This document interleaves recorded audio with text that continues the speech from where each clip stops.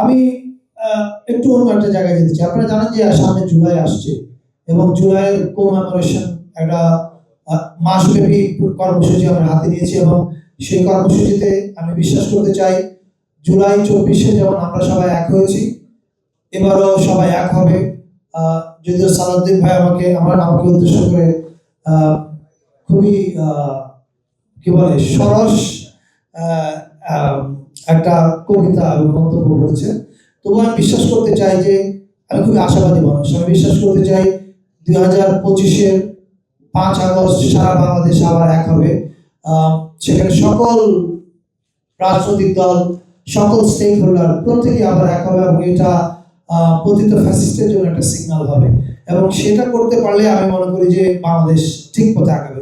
এখন বাংলাদেশ ঠিক পথে আগানোর জন্য আমাদের সামনে কি করণীয় আছে?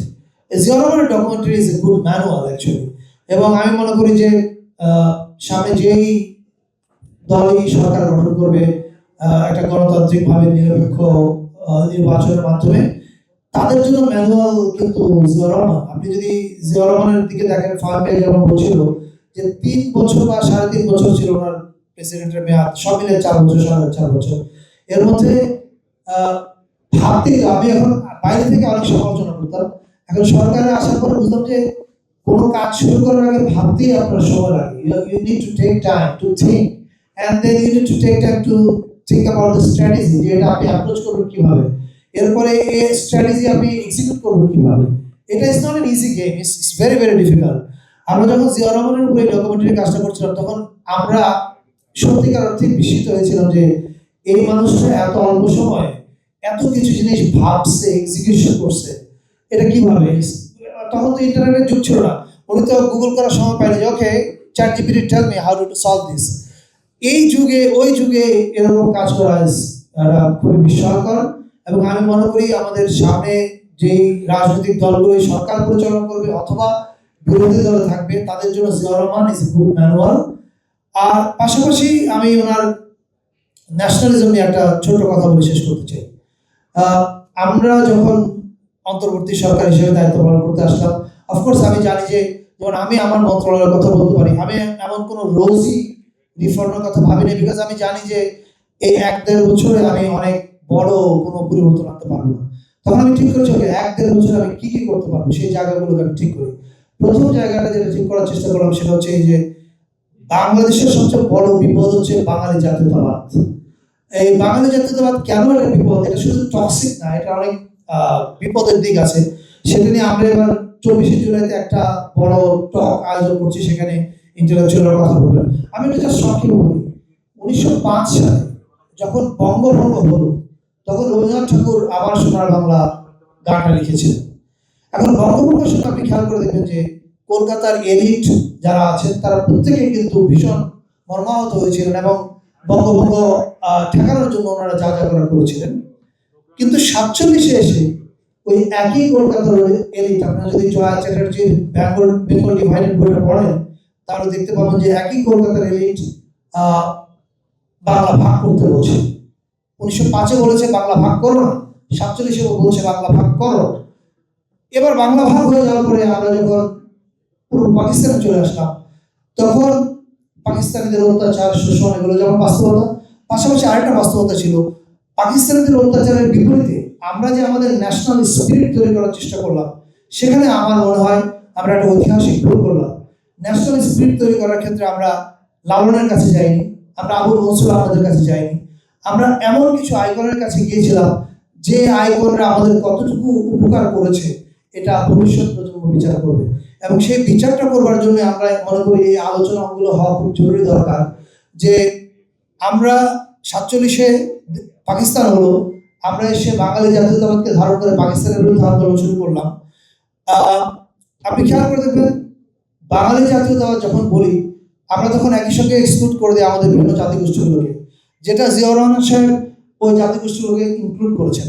কিন্তু আমি মনে করি উনি হয়তো কথাটা কোথাও আমি লিখিত দেখিনি, কিন্তু আমি মনে করি উনি পরিষ্কার বিপদটা দেখতে পেয়েছিলেন। উনি দেখতে পেয়েছিলেন যে বাংলাদেশের এগিয়ে যাওয়ার একটাই রাস্তা, সেটা হচ্ছে বাংলাদেশ পন্থী হওয়া। আপনি কেউ পাকিস্তান পন্থী হবে, কেউ বাঙালি জাতীয়তাবাদের নামে ভারতপন্থী হবে। আপনি দেখতে পাচ্ছেন যে একটা রাজনৈতিক দলের শীর্ষ নেতা হতে শুরু করে প্রায় 45,000 নেতৃবৃন্দ পালিয়ে একটা দেশে চলে গেছে। মানে ইউ ক্যান ক্লিয়ারলি সি যে কে আসলে কোন পন্থী। এখন এই যে বাঙালি জাতীয়তাবাদটা আমাদের হাতে ধরিয়ে দেওয়া হয়েছে খোকার হাতে লজেন্সের মতো, I think this is a problem. As Ziaur Rahman could clearly identify প্রবলেমটা কোথায়। প্রবলেমটা হচ্ছে দেখেন, 5-এ একসাথে থাকতে চাইলেন, 47-এ থাকতে চাইলেন না, কিন্তু আমাদের হাতে ধরিয়ে দিলেন বাঙালি জাতীয়তাবাদ। আপনারা নিয়ে গেলেন সর্বভারতীয় জাতীয়তাবাদে। আপনি কলকাতায় গেলে কিন্তু বাঙালি জাতীয়তাবাদ খুঁজে পাবেন না, সেখানে আপনি দেখবেন সর্বভারতীয় জাতীয়তাবাদ। সো এই বাঙালি জাতীয়তাবাদ নামে যে লজেন্সটা, এটা আমাদেরকে একটা হেজিমনের মধ্যে রাখার কাজে ব্যবহার করা হয়েছে। And Ziaur Rahman could clearly understand it, and that's why he said and he spoke about Bangladeshi জাতীয়তাবাদ।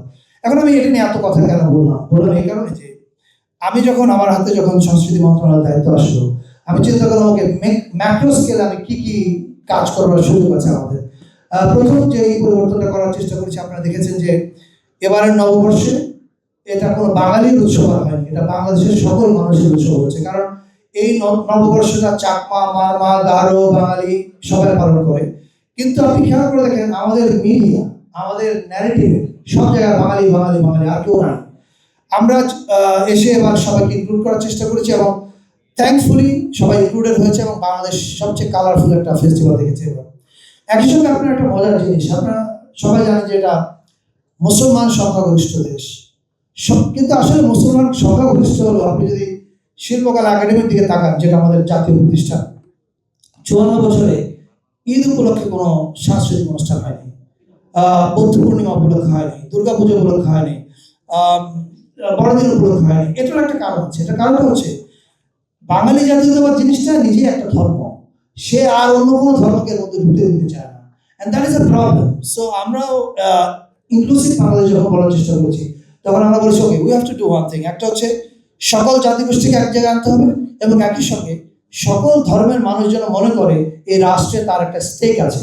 এবং সেই কারণে আমরা এ পর্যন্ত 2টা ধর্মীয় উৎসব পেয়েছি, একটা মুসলমানদের ঈদ আর একটা বৌদ্ধদের বুদ্ধ পূর্ণিমা।